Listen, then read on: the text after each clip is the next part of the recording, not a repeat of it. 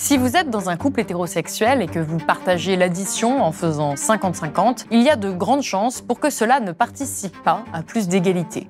Give me the bill. No, I got it. Oh, no. No. Car le couple hétérosexuel est profondément inégalitaire. Statistiquement, il appauvrit considérablement les femmes. Avant le couple, pendant le couple et après le couple, l'addition est salée et la relation amoureuse hétérosexuelle est l'un des endroits où ces inégalités structurelles se perpétuent le plus facilement, venant affecter une grande partie de l'existence des femmes. Car il est relativement aisé aujourd'hui de dire en société qu'une femme moins payée qu'un homme pour le même travail dans une entreprise, c'est scandaleux et injuste. En revanche, parler d'argent, de petites sommes du quotidien au sein d'une relation amoureuse, c'est beaucoup plus compliqué. On ne veut pas déranger, on ne veut pas passer pour une femme vénale.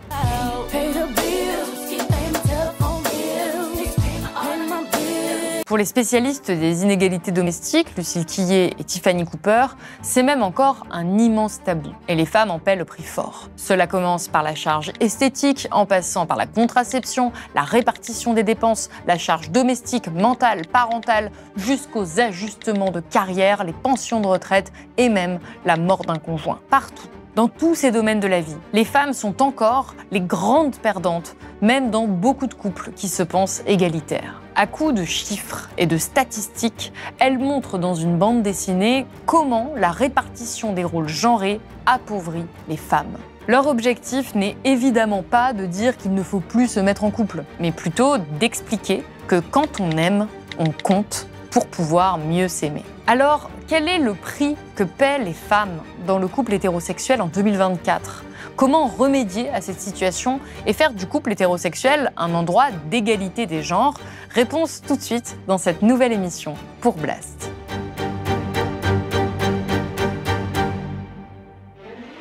Lucille Quillet, bonjour. Bonjour. Vous êtes journaliste et autrice. Vous avez dédié votre travail à l'égalité femmes-hommes dans la sphère professionnelle et personnelle. Vous travaillez pour Elle ou encore au sein de l'Observatoire de l'émancipation économique de la Fondation des femmes. Vous avez écrit un livre qui s'appelle « Le prix à payer, ce que le couple hétéro coûte aux femmes », qui a rencontré un grand succès auprès du public. À vos côtés, Tiffany Cooper, bonjour. Bonjour. Vous êtes autrice également, illustratrice. Vous avez signé de nombreux romans graphiques et albums de jeunesse, dans lesquels vous abordez des thèmes comme l'amour, le patriarcat et les inégalités dans l'espace domestique. Ça tombe bien, c'est de ça dont on va parler aujourd'hui, puisque toutes les deux, vous venez de co-signer cette bande dessinée, Le prix à payer, pourquoi le couple hétéro appauvrit les femmes et nuit à l'amour. Et c'est une adaptation de votre livre qui déjà abordait cette thématique-là. Pourquoi tout simplement avoir déjà choisi de l'adapter en bande dessinée alors qu'il y avait déjà les mêmes données, mais dans un livre ? C'était une envie commune. C'est le fruit d'une rencontre. Parce qu'on s'est rencontrés lors d'une interview croisée en 2022 et on a beaucoup ri, on avait beaucoup de points communs et on avait envie de travailler ensemble. Donc on s'est dit, en fait, si on veut vulgariser ces idées-là en faisant rire, il faut faire une BD. Parce qu'un essai, on peut adresser les choses d'une certaine façon, mais tout le monde n'a pas envie de lire des essais. Mais ça limite en fait l'essai. Ça limite un peu l'audience. Et nous, c'est vrai qu'on avait envie à la fois de parler de sujets graves, importants, mais en faisant rire. On avait envie de travailler ensemble aussi, parce qu'on s'entend très très bien.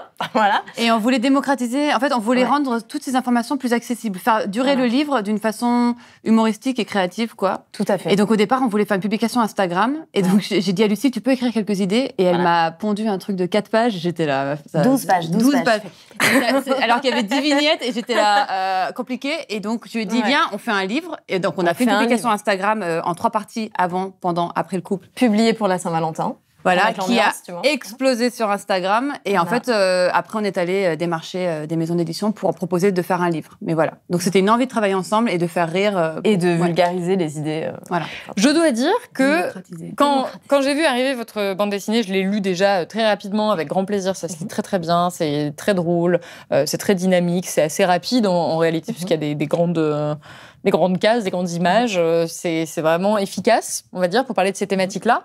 Et en même temps, au début, je me suis dit, mais encore un livre sur ce sujet-là, parce qu'il y avait déjà eu le vôtre. Il y a également eu celui de Titu Lecoq qu'on avait reçu sur le plateau de Blast, qui s'appelle Le couple et l'argent, où on a déjà beaucoup parlé, en fait, de ces problématiques d'inégalité économique au sein du couple. Et en réalité, j'ai réalisé que peu de choses avaient changé. Les chiffres que vous citez, il y en a qui sont très récents. Et ça fait des années, on a la sensation qu'on parle de ces choses-là et que ça n'occasionne pas de changement. Est-ce que vous aussi, vous faites ce constat ?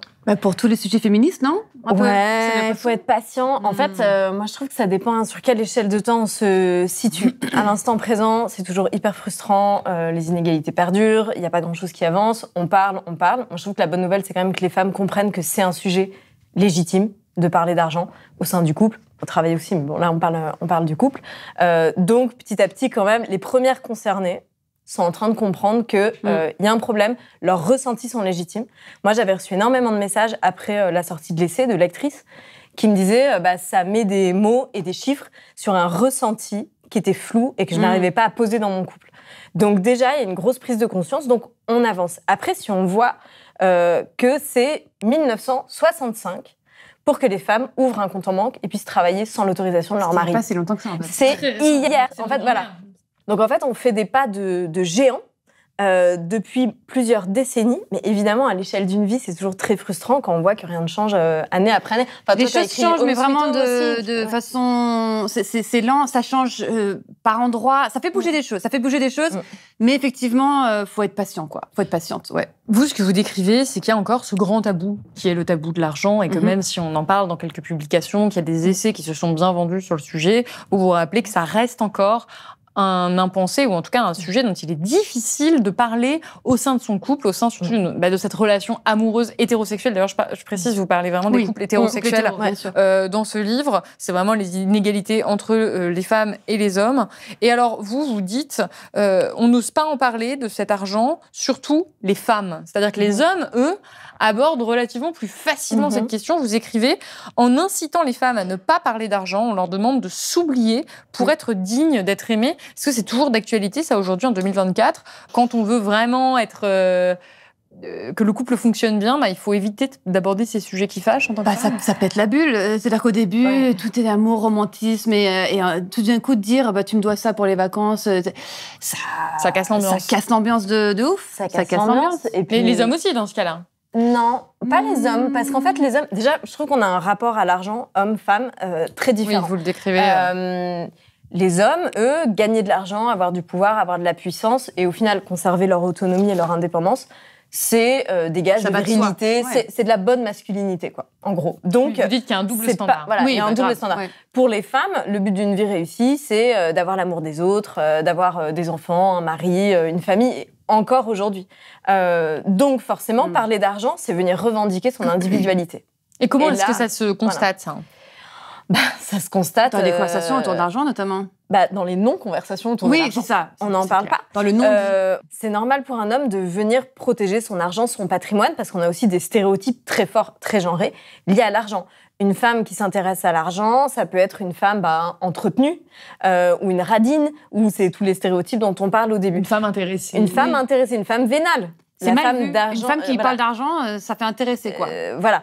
Tandis qu'un homme, il va protéger son territoire. C'est pas du tout... rôle, a priori, en tout cas, sociétalement. Ouais. Et puis dans la culture aussi, il y a des représentations très fortes de ces femmes qui feraient tous des plans complètement machiavéliques. C'est quand même vraiment un scénario récurrent dans les films pour pouvoir récupérer l'argent de ce pauvre homme qui n'a rien demandé. Voilà. Si vous pouviez choisir entre tous les hommes de la Terre, qui aimeriez-vous épouser ? Un Richard ou un Fauché ? Je crois que je préférerais épouser Richard. Pas besoin d'en attraper tout un troupeau. Tout ce qu'il faut, c'est un seul, mais plein aux as. En fait, les femmes et l'argent, il y a un peu deux concepts, on va dire, qui flottent autour de ça. L'illégitimité. Elles sont nulles en maths, elles sont pas douées en chiffres, elles sont frivoles, c'est l'accro shopping, quoi. Elles ont pas envie de travailler, des dépenses, puis elles vont faire des dépenses inconsidérées, irrationnelles. Je t'enlève la carte bleue parce que tu vas faire n'importe quoi. Donc voilà. Et aussi le jugement, la désapprobation pour celles qui s'y intéressent. Elle est carriériste, elle est radine, elle est castratrice aussi. Elle gagne plus que son mec. Elle veut avoir du pouvoir. Elle veut avoir du pouvoir et c'est pas son rôle. Ça matche pas. Tandis qu'un homme qui parle d'argent, on trouve ça absolument normal. Ça va de soi, ouais. Et alors, vous parlez du rôle délétère de l'amour et du mythe de l'amour romantique dont on a déjà aussi parlé sur ce plateau. C'est-à-dire que ces stéréotypes-là peuvent perdurer et ça rend très difficile pour les femmes leur émancipation parce qu'elles se trouvent dans un couple hétérosexuel qui est en grande partie façonné par ce mythe de l'amour, justement, cet amour qui serait magique, qui transcenderait tout et dans lequel, surtout, il ne faudrait pas parler d'argent parce que ça vient un petit peu casser la confiance, ça vient comme casser la réalité, la légitimité de cet amour-là, parce que si on veut exiger des choses, c'est qu'on n'aime pas vraiment l'autre ou qu'on lui fait pas vraiment confiance. Vous écrivez « Les couples hétérosexuels sont les citoyens VIP du monde, les plus utiles et les plus glorifiés. Tout est plus fluide et plus facile pour eux comparé aux autres qu'on appelle minorités. » Et donc, selon vous, c'est pour ça que les femmes vont dans ce couple hétérosexuel, même s'il leur est défavorable? Alors, il y a plusieurs sujets dans le sujet. Déjà, il y a le côté propagande romantique où c'est le but d'une vie d'être en couple, quel que soit le coup. Je tiens à préciser qu'on n'est pas contre l'amour et on n'est pas contre le couple. Vous êtes toutes les deux en couple et hétérosexuels. Alors, moi, pas en couple, mais elle, oui. Moi, en couple. Voilà, donc le but, c'est pas de critiquer l'amour ou le couple, mais c'est toutes les normes qui entourent ce couple hétéro et qui nous demandent en tant que femme de correspondre à tel code et aussi en tant qu'homme de correspondre à tel code. C'est aussi enfermant pour les hommes, mais pas au prix de leur indépendance économique. Donc là, il y a quand même une différence. Une balance. C'est pas les mêmes enjeux. Une balance à faire. Mais citoyen VIP, oui, parce qu'en fait, être dans la norme hétéro, c'est confortable. Vous n'avez pas à vous justifier. Mais en fait, on peut être dans la norme hétéro, même sans être en couple. Quand moi, en tant que femme, je corresponds à tous les critères esthétiques, on en parlera peut-être un peu plus tard, hétéro, quand je suis maquillée, coiffée, épilée, que je me comporte de telle façon, je suis plus acceptée au sein de la société. Hétéronormée. Hétéronormée. Donc tout est plus fluide et plus facile. Oui. Voilà. Donc c'est ça qu'on a... C'est ça que vous avez voulu mettre en avant, mais en tout cas, vous rappelez vraiment tout le prix, justement, le prix à payer pour quand on est une femme dans ce couple. Alors, le livre est divisé en 3 grandes parties. La première partie, c'est avant le couple, pendant le couple, puis après le couple. Et à chaque fois, vous abordez ces questions d'argent et la manière dont les femmes s'inscrivent dans ces différentes situations. La première situation, c'est qu'effectivement, on n'est pas en couple et vous avez commencé à l'évoquer. Même quand on n'est pas en couple, on va faire des efforts pour pouvoir correspondre à cette norme qui sont les normes féminines traditionnelles. Et d'ailleurs, si je regarde, on est toutes les 3 autour de cette table, on a des cheveux longs, on est maquillés, peut-être on a un petit décolleté. Non, mais vous avez du vernis à ongles, on a dépensé de l'argent. Exactement. Toutes les 3, pour pouvoir... Qui a dépensé le plus? Voilà. Non, mais pour pouvoir ressembler à ça. Et donc, vous rappelez, c'est ce que vous appelez la charge esthétique. Et vous rappelez qu'elle est vraiment principalement portée par des femmes, même si bien sûr les hommes eux aussi ont certaines normes auxquelles ils peuvent répondre de manière plus ou moins importante, que ça peut se développer, mais en l'extrême majorité de l'industrie en fait de la beauté fonctionne grâce aux femmes, parce que ce sont les femmes qui achètent du maquillage, ce sont les femmes qui s'épilent, ce sont les femmes qui achètent beaucoup de shampoings, d'après-shampoings, des soins. Fonctionne grâce au complexe physique qu'on adresse aux femmes. Et vous donnez ce chiffre quand même qui est assez éloquent, 87% des clients de la chirurgie esthétique à travers le monde sont des femmes. Donc c'est vraiment... en plus, j'ai appris il y a pas longtemps qu'en fait, quand tu te faisais refaire les seins, après, il fallait entretenir ça, tu vois. Donc, c'est même pas faire tous les 5-10 ans, je crois. Voilà. Donc, en fait, c'est vraiment quelque chose qui est porté par les femmes. Moi, je voudrais vraiment tout de suite qu'on réponde à ce sujet-là. D'ailleurs, il y en a le deuxième qui est la charge sexuelle, ça va avec, donc je vais en parler tout de suite. C'est que les femmes assument la contraception. Les femmes assument, par exemple, le fait de dépenser en sous-vêtements. On en revient aussi à le fait d'être épilée. Encore une fois, un autre chiffre, on reste vraiment sur des statistiques. Les femmes dépensent 131 € par an en sous-vêtements, en moyenne. Que pour les hommes, c'est 28 €. Donc, il y a vraiment une différence. Et le premier réflexe va être de dire, elles font ce qu'elles veulent, en fait. C'est leur choix. Elles ont envie de faire ça. Elles ne sont pas obligées. Elles ne sont pas obligées. Vous, qu'est-ce que vous répondez à ça?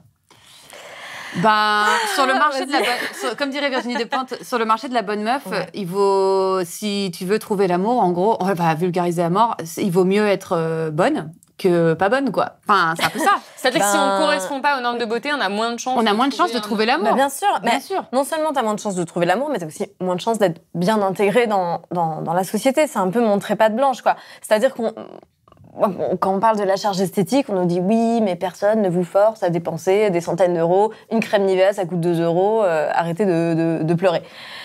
Ok, si demain, toutes les trois, admettons, on arrête de s'épiler, de se maquiller, de se coiffer, qu'on arrête de surveiller notre poids, qu'on arrête de s'habiller de telle ou telle façon, le regard des gens va changer. Le regard des gens va changer.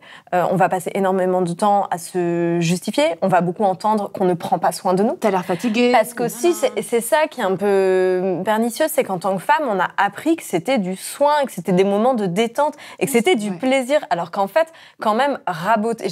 Oui, c'est vraiment, ça, le mot raboter. Voilà, si les hommes pouvaient prendre conscience que tous les jours, on doit modifier notre apparence pour être intégré en société. Et on doit modifier en permanence son corps, le domestiquer, le raboter, réduire les pleins, les vides, penser ça selon des normes qui en plus évoluent, se parcellisent de plus en plus sur tel morceau de visage, de peau, de corps et tout, pour être considérées comme des bonnes candidates au couple hétéro, pour montrer notre motivation à être aimée. Donc c'est faire violence sur son propre corps, commettre des actes de non-amour sur son propre corps, pour obtenir l'amour des autres. Moi, c'est ce qui m'a marqué quand j'ai lu le livre de Lucille et qui m'a vraiment heurtée, c'est de me dire, quand cette phrase qui dit il faut commettre des gestes de non-amour envers soi pour espérer être aimé. Et quand tu prends conscience de ça, tu te dis attends, mais il y a quelque chose qui va pas du tout. Parce que un homme, j'aimerais bien voir leur tête si on leur disait il faut que tu arraches tous les poils sur tes jambes et que tu passes 20 minutes à te repeindre le visage tous les matins si tu veux espérer que quelqu'un t'aime. Tu peux ne pas le faire, hein, mais il y a moins de chances que tu trouves quelqu'un.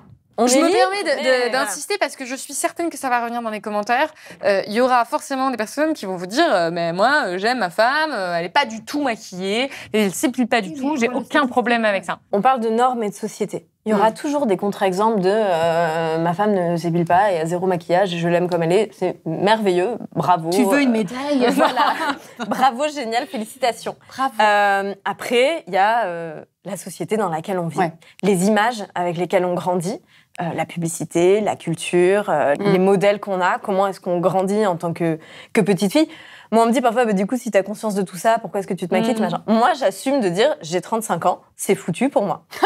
Non, mais vraiment, non, mais c'est foutu dans le sens où je ne me rééduquerai pas là-dessus. Ah oui. Non, je sais que t'as beau déconstruire les codes, c'est plus confortable de jouer le jeu. Non, mais il suffit pas de savoir. Puis il suffit pas de savoir, c'est super culpabilisant. Sinon, de dire aux femmes, arrêtez-vous de vous maquiller, acceptez-vous comme vous êtes.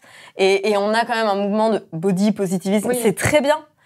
Mais à un moment, faut pas rester en souffrance si on n'y arrive pas. Et je trouve ça tellement dur d'aller contre son éducation, sa culture, son environnement, la société. C'est très dur d'aller contre ça. Moi, je sais qu'à un moment, j'avais arrêté de m'épiler. Et les bras, ça allait, j'étais toute fière et tout. Et les jambes, tout d'un coup, dès que c'était l'été, j'étais là. En fait, c'est chaud. Parce que quand tu grandis dans une société où tous les films, les filles, elles ont pas un poil. Tu ne grandis pas avec des images de femmes qui ont des jambes poilues.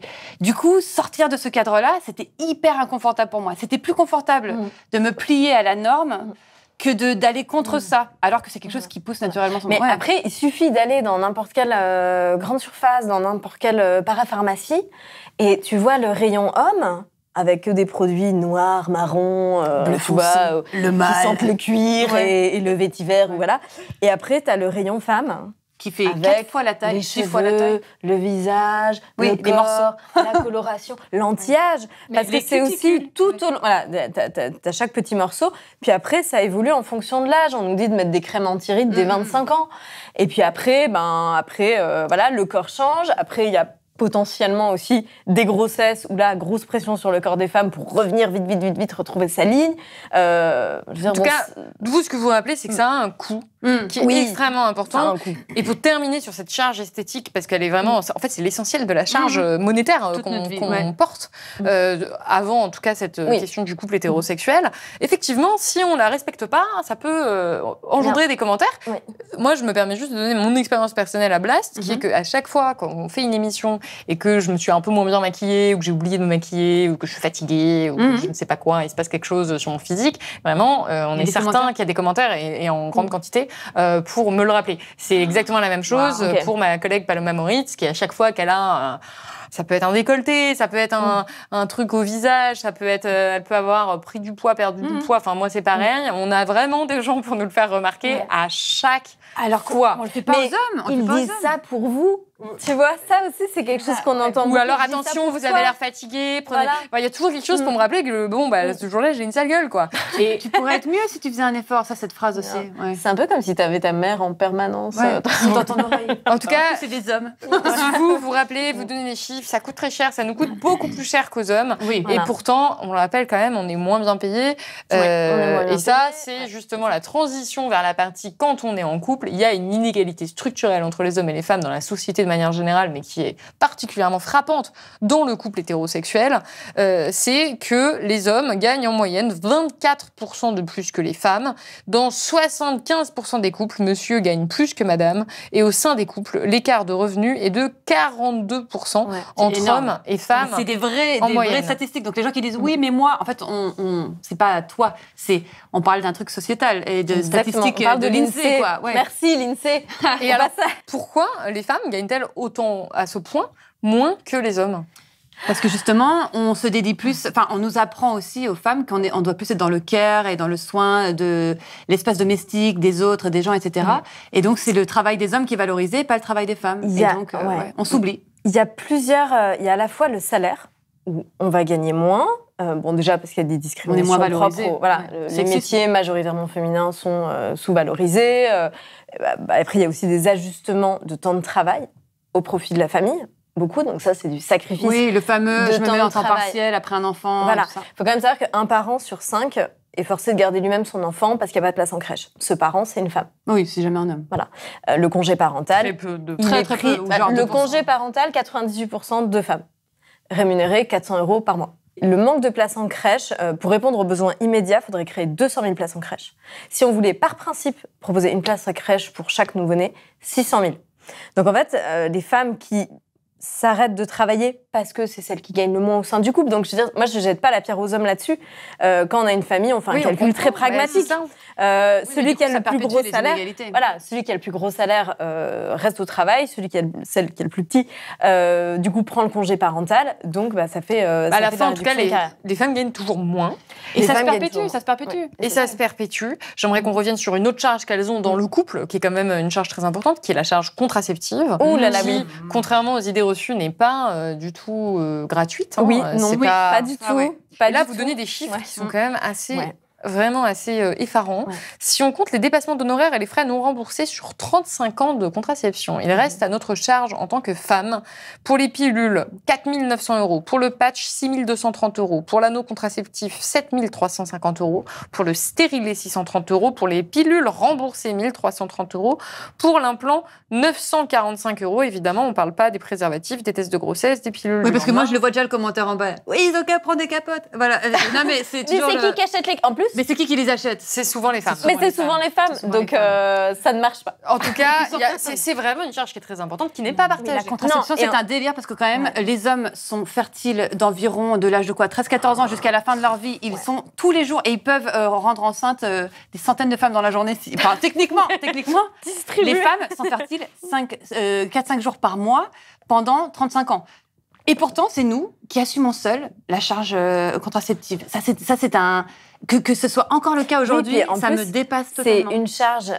moi, je pense que les hommes n'ont pas du tout conscience de ça, déjà. Ils doivent c'est pour ça que c'est important de faire des émissions. Voilà. Mais bien sûr. En France, la contraception, c'est gratuit, c'est remboursé, ou la pilule, ça coûte 2 €. Mais déjà, il faut y penser. Et puis en plus, il faut y penser. Pourquoi tu viens pleurer? Sauf qu'en fait, non, ça coûte plus de 2 €, tout n'est pas remboursé. 5 000 € méthodes qu'eux ne dépensent pas. Voilà. C'est une charge économique, et c'est aussi une charge de temps. C'est une charge physique. Il y a des effets secondaires. On a dessiné un homme dans le cabinet gynéco. On s'est dit, mais si un homme allait chez le gynéco, écarter les jambes, et voilà, on peut... En fait, c'est vrai qu'on passe beaucoup de temps de notre vie à gérer ces questions de contraception. Il y a la question de l'argent qu'on dépense purement et simplement pour cette contraception. Mais vous le rappelez, c'est aussi effectivement ce temps qu'on passe là, qu'on ne passe pas à travailler, et donc à gagner de l'argent potentiellement, ou à investir dans notre carrière. Il y a combien de femmes qui, pour aller chez le gynéco, posent des RTT? C'est ça. Ou et puis le gynéco, c'est 70 €. Même tout ce qui est mycocystite et tout, c'est toujours les femmes. Les soins médicaux pour ça, c'est les femmes qui les prennent. Non, mais la bonne santé sexuelle, souvent, de rapports sexuels. C'est pas les hommes. La bonne santé sexuelle d'un couple. Et en fait, même la charge contraceptive, c'est aussi avant le couple, parce qu'il y a tout ce qui est dating ou histoire d'un soir, si tu veux, avant même d'être en couple. Quand on a des rapports sexuels avec quelqu'un, même si on n'est pas engagé, en fait, les hommes bénéficient de cette contraception. Moi, j'aime bien dire, les hommes n'ont pas les enfants dont ils ne veulent pas, parce que les femmes font un travail gratuitement.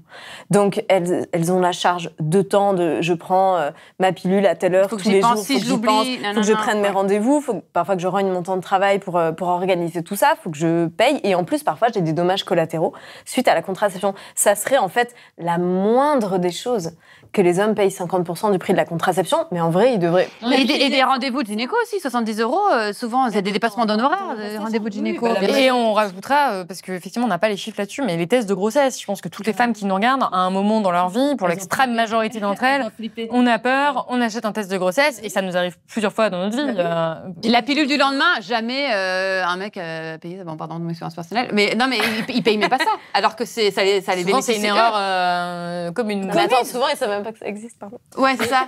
Tu restes avec moi? Non, j'ai un truc à faire. Ce qui est fou, moi, je trouve, c'est qu'il y a...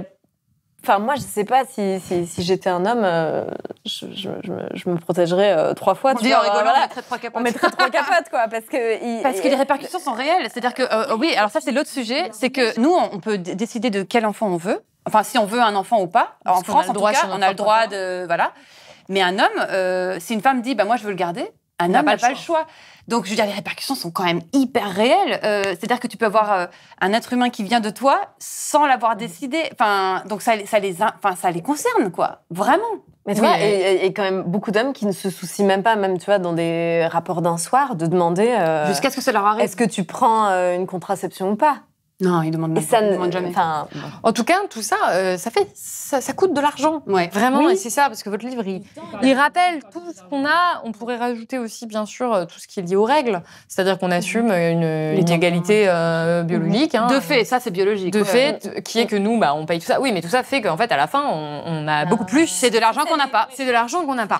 Dans une société où on n'est pas du tout favorisé. Ensuite, on a parlé de l'inégalité de salaire au sein du couple. Et vous l'avez dit, c'est aussi lié à l'arrivée d'un enfant. Parce que l'arrivée d'un enfant, ça fait complètement exploser les inégalités. Et c'est là que le couple hétérosexuel devient une véritable arnaque. C'est comme ça que vous le qualifiez.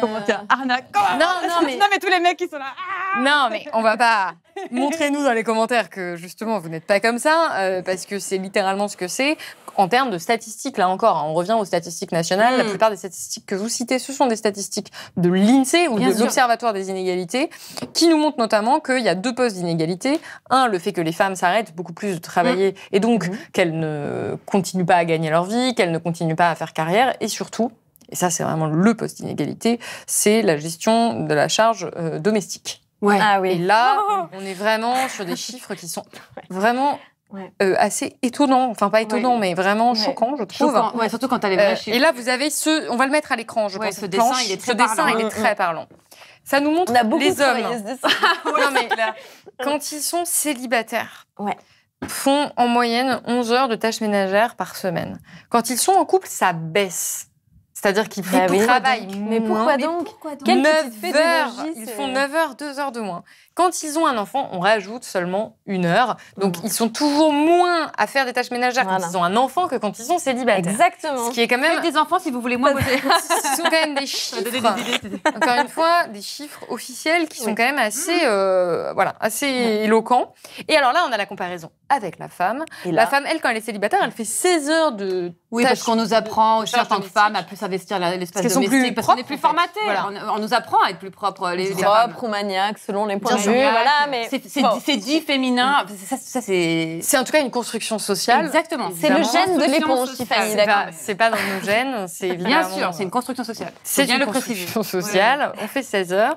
Quand on est en couple, ça augmente, 23 heures. Parce qu'on nous apprend aussi à être aux petits soins pour notre mari, notre compagnon. 7 heures de plus. 7 heures de plus. Juste d'être en couple, même pas d'avoir un enfant. Non. Donc c'est vraiment considérable. Et alors, avec un enfant, c'est 28 heures. Avec 4 enfants, Par semaine. 112 heures. Non, mais vraiment, je pense que c'est une planche qui a montré à toutes celles et ceux qui nous disent que non, ça va. Et en fait, vous le rappelez, c'est du travail gratuit. Mais oui. Le travail domestique est absolument structurant dans l'économie, notre économie, telle qu'elle est organisée. Si les hommes peuvent aller au travail, si les enfants peuvent aller à l'école, si tout le monde est bien coiffé, bien nourri, que tout est bien propre, eh bien, c'est essentiellement grâce aux femmes. Hein, vraiment, les Au travail gratuit des femmes. Au travail gratuit de ces femmes. Et si on chiffrait ce travail des femmes, parce que ça a été fait, cet exercice, s'il était monétisé, ça vaudrait 292 milliards d'euros par an. Sur ce chiffre. Voilà. On va le mettre en grand à l'écran. On va le mettre en grand à l'écran parce que effectivement, ça montre à quel point les femmes ne sont absolument pas rémunérées et à quel point Pas rémunérées. Et c'est là qu'il faut mettre le mot arnaque à côté de ce chiffre avec le mot arnaque pour faire comprendre en fait. Exactement. Voilà. Notre société repose sur les dévotions invisibles des femmes. C'est-à-dire que si les femmes faisaient grève, admettons, tu fais juste ta part quoi, de cuisine, de ménage, tu vas chercher ton enfant à l'école la moitié de la semaine, même pas le reste. Il y a beaucoup de choses qui se cassent la gueule. Voilà, et les hommes n'auraient pas les carrières qu'ils ont et l'argent qu'ils ont sans ce travail gratuit. Et moi, je trouve que repenser la valeur du travail domestique, ça nous amène à repenser la définition du travail. Le travail, c'est pas que un contrat, un bulletin de salaire.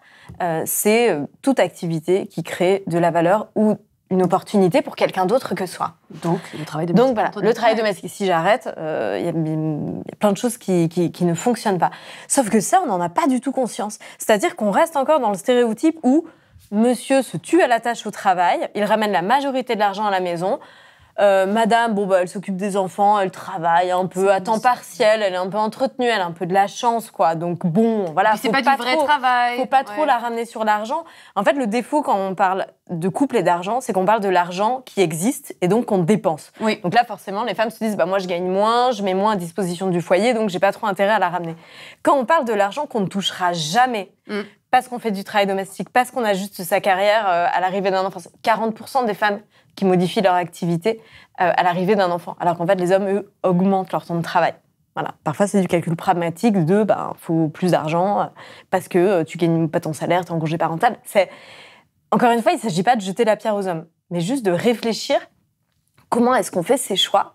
Et quand dans les couples, dans 75% des couples, c'est monsieur qui gagne le plus, on adopte la logique de la locomotive. On a fait un magnifique dessin de locomotive SNCF avec marqué papa, tu vois. C'est la locomotive qui drive la famille. C'est la carrière de papa qui va driver la famille. Et c'est cool quand on vit tous ensemble. Il y a aussi beaucoup de couples qui disent c'est bon, on a un compte commun, donc il n'y a pas de problème. On ne voit pas que la capitalisation long terme, elle est radicalement différente. Qu'est-ce que c'est que la capitalisation long terme ? C'est mes cotisations. Parlons-en. C'est mes cotisations chômage, mes cotisations retraite. C'est en fait l'argent qu'on touche pas. Mon indépendance économique. Cette question des tâches ménagères, elle est vraiment liée aussi au fait que ce sont les femmes qui restent à la maison en cas d'enfant. Et c'est vraiment elles. Avant d'avoir un enfant, c'est déjà très. Il y a un écart déjà très important avant d'avoir un enfant, mais vraiment l'enfant, c'est le truc qui vient tout chambouler. Et vous rappelez que lorsque les femmes ont des enfants, eh bien le coût du couple hétérosexuel explose. Plus elles en ont, moins elles travaillent de façon reconnue et plus elles s'appauvrissent. Après l'arrivée d'un enfant, environ 40% des femmes actives modifient leur activité sur le long terme. Elles perdent 30% de leur salaire. 90% des femmes qui n'ont pas de jeunes enfants sont actives. À l'arrivée d'un enfant, 83% sont actives. Avec 2 enfants, 64%. Avec 3 enfants, 43%. Donc en fait, c'est vraiment les femmes qui s'arrêtent de travailler et qui perdent cette capitalisation sur le long terme. Sur le long terme, elles sont les variables d'ajustement. Mais surtout, je pense que si ça se fait, c'est parce qu'il y a une espèce de confiance, qui est étonnante d'ailleurs, de se dire, de toute façon, on a décidé qu'on allait passer notre vie ensemble, donc c'est pas grave, puisque même si je travaille moins et je gagne moins, son argent et mon argent, c'est notre argent, donc tout va bien. Jusqu'à ce qu'il y ait une séparation. Il faut pas oublier que statistiquement aujourd'hui, en France en tout cas, un ménage sur 2, un couple sur 2 se sépare. C'est la moitié quand même. Donc c'est quand même un risque assez important. Et en fait, les gens mettent un peu des œillères en mode « mais nous, ça ne nous arrivera pas ». Et au-delà de la séparation, il y a potentiellement aussi l'accident, le fait que l'autre décède. Et pendant ce temps, on n'a pas travaillé, on n'a pas capitalisé. Et on n'a pas la reconnaissance de ce travail. Aucune reconnaissance de ce travail. Et alors, pour les femmes qui veulent pas faire ça, justement, qui voudraient se prémunir de tout ce que vous décrivez dans le livre, de toute cette inégalité, vous rappelez qu'elles sont soumises à des modèles qui sont très différents et des normes qui sont très différentes de celles des hommes, puisqu'il y a le modèle de la bonne mère et le modèle du bon père, et que les attentes ne sont absolument pas les mêmes, que pour une femme, on attend une disponibilité, du soin, de l'écoute, de la présence, de l'empathie, des sacrifices, là où pour un homme, on va surtout attendre une protection, une sécurité matérielle, de l'autorité, et puis une réussite professionnelle, en fait. Ça fait partie du package un petit peu du bon père, et donc que lorsqu'une femme va vouloir se consacrer à sa carrière ou pas s'occuper autant de ses enfants, eh bien la société évidemment n'est pas du tout aussi clémente avec elle qu'elle ne peut l'être avec les hommes. Les hommes, eux, vous donnez toute une liste, on le mettra à l'écran, mais ils peuvent boire une bière avec les amis, s'aérer, dormir un peu. C'est eux, c'est même pas qu'ils peuvent, c'est qu'ils doivent. Je trouve que ça ramène la question centrale de son individualité au sein du couple. Même si j'ai un enfant, de se dire, moi, j'ai le droit d'aller boire une bière. Mes besoins, c'est ça. Mon individualité me rappelle que je dois faire ça pour aller bien. Les femmes, pour être aimées, pour arranger tout le monde, s'oublient. Pour passer pour une bonne mère aussi. Parce qu'on attend ça de nous, on se dit non mais d'abord l'enfant et ensuite moi. Alors que les hommes c'est pas forcément dans cet ordre de priorité. Donc c'est là où une femme va se dire moi je dois laver les biberons, je dois ne pas aller au travail demain parce que mon enfant est malade et bon je pourrais éventuellement aller au cinéma ou aller prendre du temps pour moi, aller courir dehors. Là où les hommes, c'est un peu la mécanique inverse. C'est bon, je pourrais laver les biberons, je pourrais poser un jour enfant malade pour ne pas aller au travail, mais en fait, ma conjointe va le faire.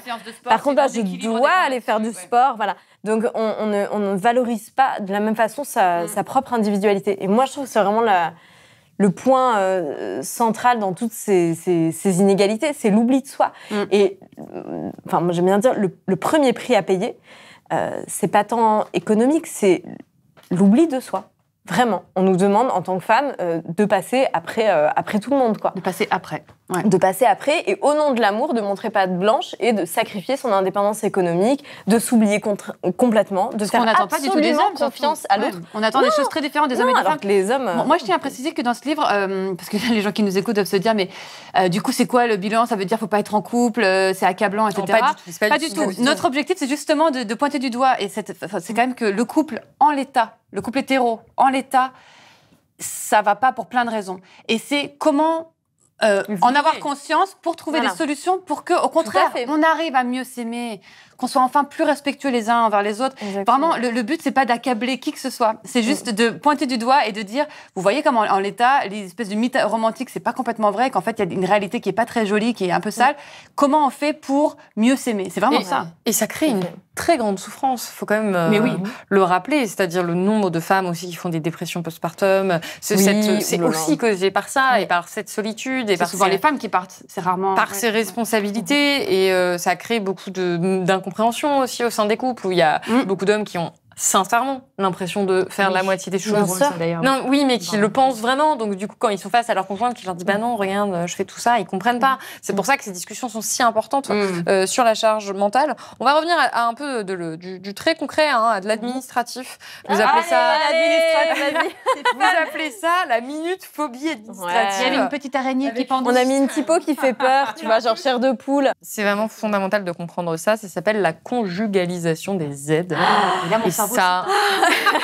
Rideau, c'était sympa de venir ici. Et alors, vous le rappelez, puisque, on l'a dit, dans 75% des couples, l'homme gagne plus que la femme. C'est donc souvent la femme qui touche le plus souvent des prestations sociales. Et c'est elle qui va en être amputée en cas de mise en couple. Exactement. Puisqu'on considère que si vous avez un conjoint qui gagne de l'argent, l'État n'est pas du tout tenu de remplir ses obligations. Et donc, parce que vous mélangez vos finances et du coup, il y a une solidarité entre couples.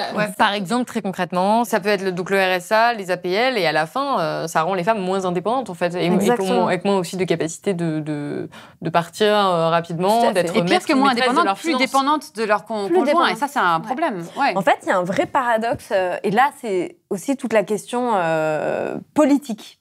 C'est-à-dire que quand on parle des inégalités dans le couple, on se dit, qu'est-ce que moi je peux faire à mon échelle pour que ça aille mieux et tout. Mais c'est vraiment une question de société et une question politique. L'État, aujourd'hui, considère la famille un peu comme dans les années 60, où on est marié, on partage tout, on est solidaires l'un de l'autre. On est blanc, on est hétéro, on est mince, on est valide. D'accord. Voilà. Et on ça. s'épile. Et on s'épile. Et on se tait. Et on se tait, voilà. Non mais il n'y a pas de famille recomposée, il n'y a pas d'union libre, il n'y a pas de Pacs, il n'y a pas des couples qui ont des comptes séparés, il n'y a pas d'inégalité domestique, il y a pas. Voilà. C'est vraiment le gros déni. L'État, il y a un paradoxe, c'est-à-dire que des aides individuelles qui bénéficieraient quand même majoritairement à des femmes, donc à savoir le RSA, les APL, la prime d'activité qui est quand même censée encourager l'activité professionnelle, notamment quand on est indépendante. Ces aides sont conditionnées au revenu du conjoint. C'est-à-dire que si mon conjoint il gagne bien sa vie, bah moi je vais toucher moins d'aide parce que l'État va considérer qu'il peut un peu me prendre en charge, il peut m'aider, on est solidaire. Donc ça fait moins d'aide pour les femmes. À côté de ça, on conjugalise l'impôt sur le revenu. C'est-à-dire qu'on fait, en France, quand on est en couple, on paye moins d'impôts. Pourquoi ? Grande question. Cadeau fiscal. Ce cadeau fiscal, il bénéficie majoritairement aux hommes les plus aisés. C'est 11 milliards d'euros qui n'arrivent pas dans les caisses de l'État. Donc ça, l'impôt sur le revenu, on a souvent cette idée qu'on n'a pas du tout envie de changer ça serait une mesure très impopulaire parce que tout le monde est content de payer moins d'impôts. En fait, c'est pas tout le monde qui paye moins d'impôts. La seule chose qui a changé depuis quelques années, c'est qu'on est passé du taux personnalisé, où en fait on appliquait le même taux d'imposition sur 2 salaires, même quand il y avait des écarts, ce qui faisait que le plus petit salaire était pénalisé, payait plus d'impôts à cause du salaire de son conjoint plus important, là où le conjoint le plus fortuné payait moins. Donc voilà, on est passé de ce taux personnalisé au taux individualisé, où chacun va payer à hauteur de son propre salaire. Mais il y a quand même une ristourne, on va dire, qui est faite, vous payez moins d'impôts quand vous êtes le plus haut salaire. Pourquoi aujourd'hui, quand on sait que 40% des familles monoparentales vivent sous le seuil de pauvreté, pourquoi on fait un cadeau fiscal au couple ? Pourquoi, quand on manque de budget pour les associations féministes, pour faire étendre le congé paternité ? Énorme inégalité quand même entre hommes et femmes. Le congé paternité, c'est 28 jours maximum, facultatif, 7 jours obligatoires. Pour les femmes, c'est 8 semaines obligatoires, 16 semaines facultatives. Et vous avez parlé du postpartum. Quand on laisse une femme en congé maternité, avec un corps en convalescence, un nourrisson, passer un mois seul, c'est de la maltraitance organisée. Et le congé maternité, c'est pas du repos, c'est prendre soin de quelqu'un qui vient de naître et on est censé prendre soin de soi-même aussi. Donc le père part à ce moment-là, non-sens absolu. Moi, je trouve que les hommes, je pense, ont envie aujourd'hui de plus s'impliquer dans leur vie de famille. Il faudrait qu'on les entende un petit peu plus. En fait, c'est très, très politique et vous me permettez de faire cette transition avec l'après. Parce que là, ce que vous avez mentionné sur vraiment la fiscalité du couple, je pense que c'est fondamental parce que ça montre à quel point c'est institutionnalisé, cette inégalité. Et certains vont se dire, bah oui, mais la femme, elle en bénéficie puisque de toute façon, elle est en couple et elle bénéficie de cet argent qui est dans le foyer. Et surtout, en cas de rupture, eh bien, de toute façon, elle va avoir une pension, elle peut être complètement indemnisée, elle va toucher la moitié du patrimoine. En tout cas, c'est l'idée un peu reçue qu'on a, je pense, jusqu'à ce qu'on passe par là. On découvre que non. Là, vous montrez vraiment, et en fait, c'est peut-être le moment où la femme est la plus perdante. C'est le moment de la rupture. Et là, vous l'avez dit. Beaucoup de femmes qui tombent dans la pauvreté après une Un couple sur 2, après une rupture, une femme perd en moyenne 20% de son niveau de vie et un homme 3%. Arrêtons-nous sur ces chiffres. Non mais arrêtons-nous sur ces chiffres. Encore 20%, 3%. Donc les grandes perdantes en cas de rupture, ce sont les femmes. Et ce sont effectivement celles qui basculent le plus dans la pauvreté, voire l'extrême pauvreté. Comment est-ce que c'est possible ? Déjà, il faut quand même préciser que y a plein de couples qui ne sont pas mariés. Ouais. Ça aussi, c'est une grande hypocrisie de l'État. Alors, c'est ce que vous le dites. Là, le régime matrimonial qu'on a choisi se révèle capital. Je me permets de le dire et de le lire parce que c'est vraiment un manuel pour bien comprendre comment ça fonctionne. Union libre, on n'a droit à rien. Donc, la femme va pouvoir dire « Mais moi, je me suis mise à temps partiel pour notre famille. » Il n'y a rien. La loi ne vous protège pas. Pax, on a droit à rien. Donc là, il y a un homme qui dit mais c'est pourtant moi qui ai retapé et rénové toute la maison. Bah oui, mais vous avez droit à rien si c'est pas reconnu. Mariage sous le régime de la séparation de biens, droit à rien. Donc en fait, il faut quand même qu'on regarde bien comment on se marie parce qu'on peut tout de même avoir pas du tout repartir avec la moitié des biens et avoir acheté les biens au prorata n'empêche absolument pas de se faire arnaquer. C'est ce que vous expliquez. Et donc le seul régime qui marche, c'est le mariage sous communauté de biens. Voilà. Donc, Alors, old attends, school. c'est pas la solution miracle. Il y a plein de Non, cas non, non. où c'est pas. Puis, en fait, nous, on est personne pour dire mariez-vous et sous le régime de la Non, mais communauté c'est de biens. étrangement le système qui Moi, mais ça veut protège dire le plus que les femmes. L'État a une vision super vieillotte Passéiste, ouais. du couple. Mm. Tu vois, c'est pas du tout mis à jour. Moi, je trouve que c'est important quand même de parler de ça, pas pour dire aux gens d'aller se marier, ils font ce qu'ils veulent, mais parce pour que avoir si conscience, en le fait. changement, non mais le Ouais. changement doit être politique. Il y a plein de jeunes femmes, 20, 30 ans, qui sont en union libre ou qui sont juste entre guillemets paxées, mais qui font quand même plus de charges domestiques, qui s'occupent plus des enfants, qui rognent leur temps de travail, donc qui ont moins d'argent, et qui vont découvrir dans quelques années, si elles se séparent, qu'en fait, elles se sont complètement fait arnaquer. Parce que Les gens se marient moins c'est aujourd'hui. triste de Ouais. dire que nos grands-mères, arrière-grand-mères, qui étaient mariées sous le régime de la communauté de biens, parce qu'on divorçait aussi beaucoup moins à l'époque, elles étaient mieux protégées que nous. Financièrement. Ouais. Aujourd'hui, Nous, on est vraiment, économiquement. c'est l'enfer, quoi. en Mais termes nous, on de est dans protection. une illusion d'égalité. Et on est dans une illusion de féminisme aussi, où on dit Je on me fait marie 55, pas. je travaille, j'ai mon salaire. Oui, mais en fait, il y a quand même des gros écarts de salaire au sein même du couple. Je paye 50-50 de la note. Alors qu'en que tu gagnes moins. C'est enrichir les hommes au nom du féminisme, parce que je gagne moins que mon conjoint, donc c'est absurde. On peut faire au prorata, dire chacun paye à hauteur de son salaire. Mais il y a toujours ce que j'appelle l'effet d'entraînement, c'est-à-dire que celui qui a le plus gros salaire donne le là sur le niveau de vie. C'est le conjoint qui va dire moi j'ai envie de partir en vacances à Cuba et pas envie d'aller dans ton camping voilà dans la Creuse quoi. Donc je paye les billets d'avion, je paye voilà grand seigneur, toi tu paieras juste la nourriture et 2-3 trucs sur place, ce qui va quand même peut-être coûter plus cher que le camping dans la Que les- Creuse. voilà. Et c'est Le une camping dans la fausse- Creuse, oui. Le camping dans la Creuse. Très joli, la Creuse. Et c'est une fausse, c'est une illusion d'égalité. Parce qu'en plus, on dit oui, on est au prorata, c'est équitable. Mais derrière, quand à la fin de la journée, super fatigué, vous rentrez, c'est le bazar chez vous et que vous dites à votre conjoint, quand même, tu pourrais passer l'aspirateur, faire la vaisselle. Mais attends, quand même, je t'ai emmené à Cuba, quoi. Tu pourrais faire un peu plus la vaisselle pour compenser. On est dans un sentiment de redevabilité. C'est de la fausse égalité. Dans un autre livre très important, c'est Le genre du capital, de Sylvie Golac et Céline Bessière. Elles ont mis ça à jour, c'est la comptabilité inversée. C'est-à-dire qu'au moment de régler un divorce, au lieu de regarder ce que la femme mérite de toucher, on va regarder ce que l'homme peut donner dans la limite de ses moyens immédiats, sans abîmer son patrimoine. Et donc ça, c'est aussi une arnaque pour les femmes, parce qu'elles ne perçoivent Qui est pas... légal, qui est dans la loi.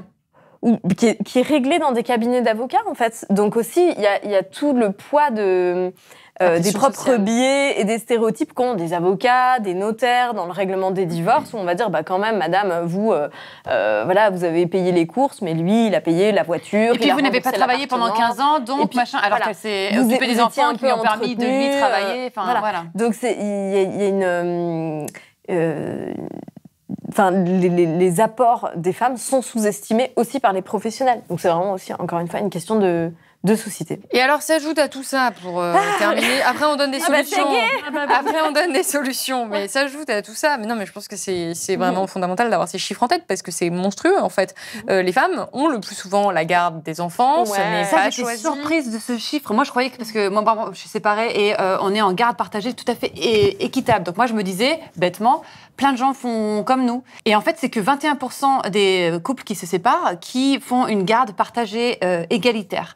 Mais sinon, c'est en général les mères qui s'occupent des enfants en majorité, avec les pères un week-end sur deux ou... Mais donc, ouais. c'est vraiment... les chiffres sont accablants là-dessus. C'est-à-dire qu'aujourd'hui, cette charge des enfants, quand on se sépare, est encore essentiellement portée par des femmes, de leur fait, du fait des hommes. On le rappelle, c'est quand même souvent, très souvent, un choix. C'est pas qu'on arrache les enfants aux hommes. Il y a très peu de pères qui demandent la garde. Ouais. Ce sont les pères qui ne demandent pas cette garde. En majorité, attention, parce qu'il y en a plein à chaque fois qui disent En majorité. oui, mais nanana. En majorité. En majorité. Et donc, les femmes représentent 84% des familles monoparentales, Voilà. c'est-à-dire C'est où là, choquant, ce chiffre. elles assument complètement cette charge-là. Et ça a des conséquences absolument dramatiques sur leur niveau de vie. Bien sûr. Puisqu'une femme qui a la garde a 79% de plus de chances de tomber dans la pauvreté si elle a 3 enfants, contre un homme qui, lui, s'il a aussi 3 enfants, mais qu'il n'a pas la garde, va voir son niveau de vie augmenter. carrément, de 12%. Et ça implique les pensions, ça implique tout. Hein. Donc, Exactement. C'est quand même des chiffres qui c'est-à-dire qui que sont, moi, c'est ce que très j'appelle un peu le syndrome Mary Poppins. C'est qu'on demande à la personne qui a le moins de ressources, le moins de revenus, le moins de moyens, de faire le plus, c'est-à-dire gérer des enfants. D'ailleurs, il y a une double page qui est là. Voilà, au quotidien. Ça a un coût d'opportunité énorme parce que quand on a des enfants en garde exclusive, on peut pas forcément prendre les promotions qu'on veut au travail ou travailler autant que ce qu'on voudrait. Il faut prendre des nounous. Il y a un loyer à payer qui est élevé avec une ou plusieurs chambres. Quand on a les 3 courses, enfants, tout ça, voilà. qu'on vit tout seul, c'est pas le même loyer. Donc c'est un coût énorme. La pension alimentaire, parce qu'aussi on est dans cette idée les pensions alimentaires. À chaque fois ça revient, oui mais elles saignent les hommes et tout. Rappelons quand même le chiffre moyen de la pension alimentaire. Pendant très longtemps, là elle a été rehaussée la pension alimentaire, le minimum, mais pendant très longtemps, ça a été 170 € par mois, par enfant. Par enfant. On va se calmer sur les milliers d'euros où on se fait saigner. 170 € par mois par enfant, on n'est pas sur des millions d'euros. Et plus il y a d'enfants, plus c'est dégressif. Voilà. Et on peut le défiscaliser quand on est le père qui donne la pension alimentaire. Et il faut rappeler qu'encore aujourd'hui, entre 30 et 40% des pensions alimentaires sont impayées, ou en partie impayées. Exactement. Ils essayent, et c'est aussi intéressant de se dire qu'en fait, ces pensions alimentaires impayées, l'ARIPA, donc qui est l'agence de recouvrement des impayés de pensions alimentaires, du coup verse d'argent aux femmes qui ne touchent pas ou pas entièrement les pensions qu'elles devraient toucher. Même pour les couples qui restent ensemble. Oui. Où les femmes pourraient bénéficier dans un couple qui serait fonctionnel, ou mettons même le couple le plus égalitaire possible, où tout se passerait très bien. Eh bien, c'est quand même l'homme qui meurent en premier, en fait, souvent, dans 80... Parce qu'ils ne prennent pas autant soin de leur santé que nous. Voilà, et donc c'est dans... Parce qu'ils boivent trop d'alcool. Pardon, faut qu'on arrête. Même pour les couples qui restent ensemble, c'est l'homme qui meurt en premier dans 88% des cas. Donc en fait, pour les femmes qui restent en couple jusqu'à la fin de leur vie, la plupart du temps, elles se retrouvent toutes seules. Et là, vous rappelez que c'est pas du tout automatique, cette reversion de pension, et qu'en réalité, elles s'appauvrissent assez considérablement. Oui, mais elles ont moins de linge à laver. Elles ont moins de linge à laver, mais quand leur conjoint décède, et en fait, même à un âge très avancé, elles peuvent se retrouver exposées à cette précarité-là. Bien sûr. Notamment parce qu'elles n'auront pas travaillé de la même manière. Et les fameuses retraites. Alors, il y a 40% d'écart de retraite entre hommes et femmes. Une fois qu'on injecte la pension de réversion, qui est donc 50% de la retraite de votre conjoint décédé, ça se réduit. Sauf que cette pension de réversion, là aussi, c'est intéressant de voir sous quels critères elle est distribuée. Alors, là, ça va un peu embêter tout le monde, mais il y a la retraite de base, la retraite complémentaire. Pour la pension de réversion de la retraite de base, c'est plafonné à des conditions de ressources. Si vous gagnez plus de 21 000 €, vous, par an, de votre côté, vous n'avez pas droit à la pension de réversion. Déjà, il faut être marié. Avant de base. Oui, de base. Si vous n'êtes pas marié, évidemment, c'est la catastrophe. Vous n'avez rien. Faut être marié. Donc, plus de 21 000 €, pas le droit, tant pis. Voilà. Pension de réversion complémentaire, c'est pas plafonné. Donc, super. Sauf que, dans plein de régimes, vous n'y avez plus le droit si vous vous remettez en couple. C'est vraiment, vous n'avez pas le droit, quoi, de refaire votre vie. En fait, cet argent n'est pas le vôtre. C'est l'argent de votre défunt, même si vous avez participé indirectement à sa carrière, à sa richesse. C'est une faveur qui vous est faite en tant que veuve, éplorée, seule, triste, voilà. Si vous retrouvez l'amour, ça va. Ça va. Vous avez un autre homme c'est de l'argent, encore une fois, qu'on vous doit d'une certaine manière, parce que vous avez participé. C'est de l'argent que vous avez participé à créer. Bien sûr. Mais on va dire, non, vous avez quelqu'un, c'est bon, il y a plus besoin, quoi. Donc ça, c'est profondément sexiste. Il y a des stéréotypes sexistes. C'est-à-dire que les veuves, on leur demande de ne pas se remettre en couple, de rester veuve et pleurer, triste, seule. Et puis après, il y a aussi quelque chose de très sexiste dans la façon dont on va gérer l'héritage, parce qu'on peut se dire, elles héritent de tout, donc maintenant elles ont possession de tout. Et là, on voit, et ça encore c'est dans le genre du capital, que la façon dont on règle l'héritage, on fait passer aux enfants. parce qu'ils ont des projets. Ils ont un avenir. Ils ont un avenir. Toi, C'est t'es maintenant gay, qu'ils ont tu besoin vas- de cet ouais, argent. ça sert à rien, ouais. On va se dire, bon, bah, ok, c'est une logique acceptable, mais pourquoi on n'a pas eu cette logique-là quand papy, il était encore vivant, quoi. Donc là, il y a moi ce dessin que j'aime beaucoup. En fait, un homme vieux, il peut aller au casino, flamber tout son argent. C'est une caricature, bien sûr. Voilà. Une femme Qui en fait autant. vieille, C'est malheureux, qui ça passe dispose de son argent, ça ne passe pas. Il y a un soupçon d'irrationalité. Elle va tout claquer, elle va tout dilapider. Il faut la contrôler. Donc on lui laisse le minimum pour vivre correctement. Et alors, maintenant qu'on a dressé ce tableau qui est quand même très sombre, hein, parce que vraiment à la fin... Moi, je trouve ça joyeux. Non, mais à la fin de ce livre, on se dit, mais est-ce qu'on a vraiment envie d'être en couple hétérosexuel? Moi, personnellement, non. Mais Comment- toi, tu es Ouais, hétérosexuel.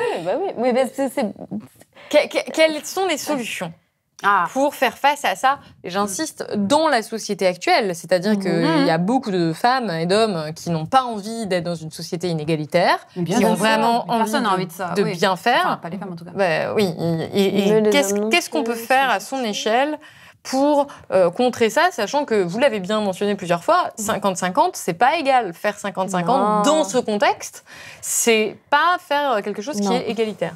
Alors moi, ma solution, c'est le célibat. Quelle est ta solution? Non, mais pour de vrai. Vas-y. Non, mais là, on parle d'argent, mais après, il y a quand même... Enfin, l'amour, c'est une matière incontrôlable qui, par ailleurs, peut vous rendre très heureux. Mais C'est bien pas... sûr. Encore, on n'est pas là pour jeter des tomates sur Non, le couple. En plus, Voilà. Oui. Ni sur les hommes. Je tiens à préciser quand même. Parce que moi, je me dis, en tant que femme, parfois, ça nous prend 20, 30, 40, 50 ans pour se rendre compte des inégalités qu'on subit, nous. Comment vous voulez que les hommes qui sont extérieurs à ces inégalités, même si Qu'ils ne les subissent pas, en ils- tout cas. voilà, les subissent qui pas, ne les oui. subissent pas, fassent preuve d'une empathie suffisante pour se dire je me mets à la place d'eux alors qu'on m'a rien demandé par moi-même. C'est normal Oui. qu'il n'ait pas conscience de ça. Donc Et que ça avance très c'est pas lentement, du tout pour caricaturer et dire il faut boycotter les hommes. Du coup, Voilà. quelles sont les solutions? Quelles sont les solutions? Alors, il y a, je trouve... Bien quelles sont les choisir son solutions partenaire. Bien choisir son partenaire. Non, mais déjà, se dire que quand on aime, on compte. Ouais. Quand on aime, on compte. quand on aime, Tatoué vraiment. sur le bras. Mais quand on aime, on compte pour de vrai, en fait, en vrai. Parce qu'on a envie de protéger l'autre, on n'a pas envie de profiter de lui, on a envie du meilleur pour lui, et on a envie qu'il ait toujours les moyens de décider de rester ou non avec nous. Et de savoir que C'est l'autre quand reste même avec plus nous pour les sympa. bonnes raisons. Pour les bonnes raisons. Voilà, donc déjà, parler d'argent au sein de son couple, on peut repenser à plein de choses. On peut repenser à la gestion du budget, à la répartition des dépenses. S'il y en a un qui se met un peu entre parenthèses professionnellement pour les ajustements de famille, comment est-ce qu'on le rétribue? Ouais. Voilà, il y a des... Ça il peut y a- passer par le patrimoine, par exemple. ça peut passer par le patrimoine. Il y a des hommes qui juste font un virement à leur femme tous les mois pour reconnaître la valeur de leur travail. Qui en plus, en plus. Voilà, mais c'est pas Même du si fameux, ça permet pas de remédier à l'inégalité structurelle qui est qu'elle Non, ne capitalise pas. C'est pour du ça que- bricolage. Ouais. C'est du bricolage. Mais c'est mieux que rien. Mais c'est Ouais. mieux que rien. Genre, en fait, il y a des choses plus côté développement personnel qu'on peut faire à notre échelle. On peut partager le coût de la contraception. Oui. Voilà, si on a envie d'arrêter de se maquiller, on peut le faire. Mais encore une fois, faut pas que ce soit une énième injonction sur le dos des femmes. Après, il y a tout le versant politique. Comment Là, il y a est-ce plein de choses à que faire. on réforme pour que ce ne soit plus uniquement les couples mariés qui soient protégés en cas d'accident, de décès? Comment est-ce qu'on change le congé parental? Comment est-ce qu'on rallonge le congé paternité? C'est quand même fou qu'en 2024, un père et une mère n'aient pas les mêmes droits. Voilà, Ouais, alors c'est qu'ils bien. sont parents à 50-50. À égalité. À égalité. Donc, réformer le congé paternité, c'est ça. déjà mettre les parents Grand sur un pied chantier, d'égalité. Et moi, je trouve, mais on a parlé de la réforme du congé de naissance, c'est un peu flou. En fait, congé paternité rallongé, c'est déjà un pas énorme et le plus essentiel, je trouve. On Pour peut revenir sur changer- quelque chose de personnel, il y a aussi la manière dont on va investir et faire les achats qui avait été déjà soulignée, c'est-à-dire le fait de pas laisser les dépenses de la vie courante oui, aux femmes parce qu'elles sont moins payées et donc qu'elle va plus facilement acheter eh bien, le PQ, c'est ce que vous appelez Madame PQ. monsieur Madame Mathieu. PQ. C'est-à-dire qu'elles font la majorité des tâches domestiques, donc tout ce qui est chronophage, périssable, éphémère, aller faire les courses à Intermarché, c'est les femmes qui vont le faire. Et donc elles vont payer. Donc elles vont payer. Là où les hommes, eux, ils vont se concentrer sur les postes de dépenses moins chronophages et plus valorisés dont les montants sont inscrits. La voiture, l'écran, télé, un gourmet magnifique, tu vois. La maison, des choses qui vont rester au moment d'une séparation, comme étant leur propriété. Donc par exemple, ce qu'on peut faire, c'est acheter, donner la moitié de ces biens-là à sa conjointe quand on les achète. Faire de la reconnaissance de propriété. Après, voilà, ça nécessite d'en parler, de se pencher sur tout ça, de dire quelle est la valeur de ce que chacun apporte, que ce soit en salaire ou en temps donné, voilà, en charge mentale. Mais surtout en parler. Effectivement, je pense que ce truc, souvent, c'est un gros... Déjà, de toute façon, dans un couple, il faut communiquer. Mais non, mais la base. Mais il y a des gens qui ont l'air d'avoir oublié.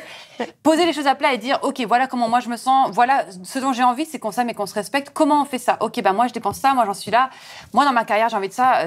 Moi, j'ai envie de faire ça. Comment on fait pour que ce soit le plus équitable possible, le plus égalitaire possible, le plus respectueux l'un de l'autre possible? Le truc, c'est que vu que c'est un peu des conversations qui mettent mal à l'aise, les gens le font pas et en fait, ça finit vraiment n'importe comment. Je pense que c'est vraiment important de mettre les choses à plat, d'avoir une conversation. Et c'est pas une conversation qui se fait en une fois. Hein. Non. C'est une conversation qui peut durer des années et d'ailleurs qui doit durer, je pense. Mais c'est une mise à jour. Une mise à jour régulière parce que parfois il y a la carrière de l'un qui marche mieux, parfois c'est la carrière de l'autre. En fait, moi, ce que je trouve, c'est des conversations passionnantes. Il faut aussi donner envie aux gens. C'est que quand on parle d'argent, c'est pas juste parler des zéros sur un compte en banque. C'est parler des projets de vie.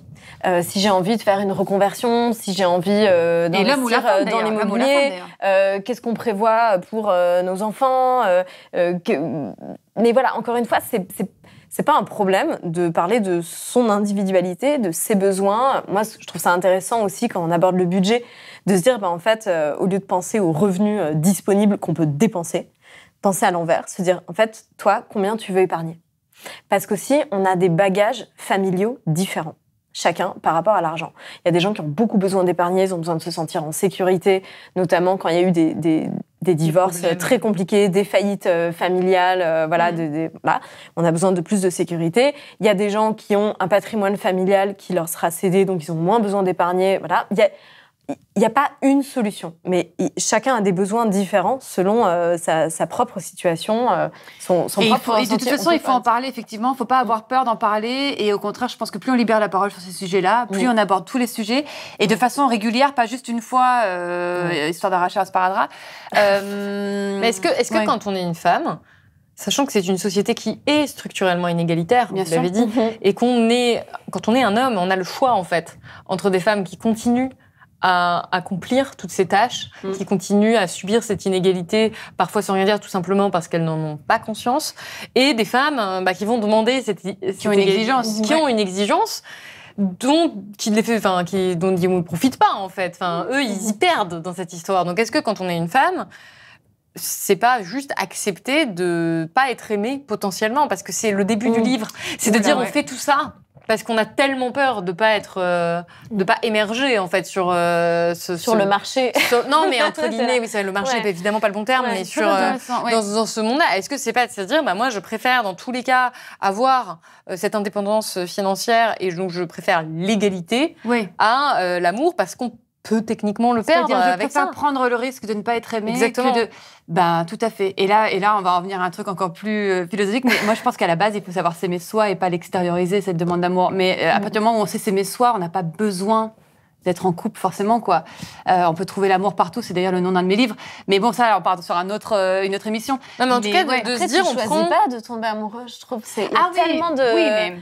Il y a être amoureux et puis il y a être en couple pendant 20 ans, comme là, on est en train de parler, c'est-à-dire la structure du couple. Ouais, je sais pas. Moi, Parce que vraiment, moi, c'est des discussions que j'ai déjà eues avec des femmes qui, sur cette question de l'argent, de l'égalité, qui lâchent, en fait, sur certains trucs, parce qu'elles aiment sincèrement leur compagnon et qu'elles voient bien qu'elles ont peur à la fin, de trop l'embêter. En fait, de trop. Mais c'est là, en fait, on est dans un balancier entre l'amour ou soi. Voilà. Et on pourrait être idéalement aimé sans s'oublier soi-même et en étant respecté en tant qu'individu. Moi, j'ai assez foi dans les hommes. Non, mais c'est important. Ça veut dire que le rôle des hommes était évidemment, eux, de poser ces sujets, de prendre conscience de leurs privilèges, de remédier aux inégalités, d'écouter ce que juste d'écouter, de pas se mettre sur la défensive. Mais c'est des conversations compliquées parce qu'on est tous pétris de stéréotypes et de biais et de contradictions. et de contradictions Ah bah oui, en plus, sur l'argent. Le but, c'est pas d'avoir 20 sur 20. Oui, non. Voilà. Et comme quand on se dit féministe, c'est pas pour avoir 20 sur 20 à la fin et se juger, se faire culpabiliser et tout.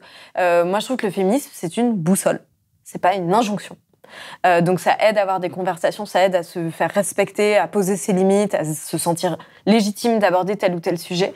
Je pense que quand même, les hommes aiment les femmes d'une certaine façon. Peut-être qu'ils peuvent mieux les aimer, qu'ils peuvent apprendre à mieux les écouter, mais ils en sont tout à fait capables. Moi, je crois que c'est possible d'être aimé tout en revendiquant son individualité. Voilà. Bah, en tout cas, c'est l'objectif. C'est l'objectif, et ce livre peut être justement un outil de dialogue. Ça peut aussi être une boussole. Ça peut aussi être une boussole. Je pense surtout vraiment un outil de vulgarisation pour réussir à aborder ces sujets de démocratisation. Il y a beaucoup d'humour. Ça s'appelle Le prix à payer, pourquoi le couple hétéro appauvrit les femmes et nuit à l'amour. C'est aux éditions Le Duc Graphique et les liens qui libèrent et c'est disponible dans toutes les librairies.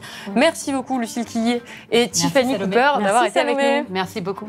Merci infiniment à vous de nous avoir regardés jusqu'au bout. J'espère que ça vous a plu. N'hésitez pas à donner votre avis ou partager votre expérience en commentaire en n'oubliant pas d'être poli et respectueux. Je vous rappelle qu'à Blast, nous aussi, nous comptons chaque euro et que pour pouvoir boucler notre fin d'année, nous avons besoin de votre soutien financier. Donc n'hésitez pas à faire un don ou à vous abonner sur blast-info.fr et moi je vous dis à bientôt.